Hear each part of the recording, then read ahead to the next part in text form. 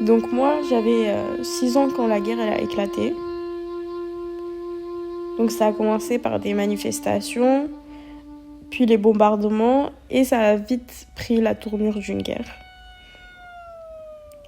Pour moi, les bombardements, c'est devenu assez vite une partie de mon quotidien. C'est-à-dire que je les entendais, mais c'était des bruits que je ne remarquais même plus au final.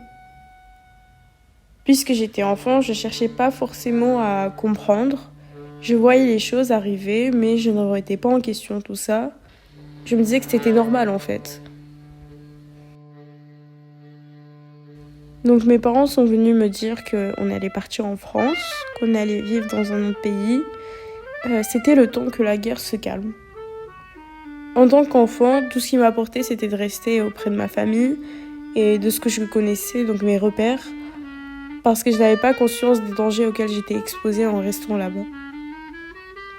Vu que j'étais une gosse à ce moment-là, ça m'a pas pris tant de temps pour m'intégrer.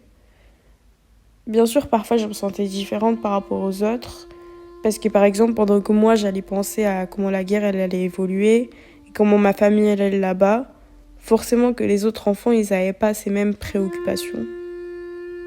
En fait, c'est seulement en grandissant que j'ai pris conscience de toute la violence à laquelle j'étais confrontée quand j'étais enfant, et c'est à ce moment-là que ça m'a vraiment impactée dans ma vie.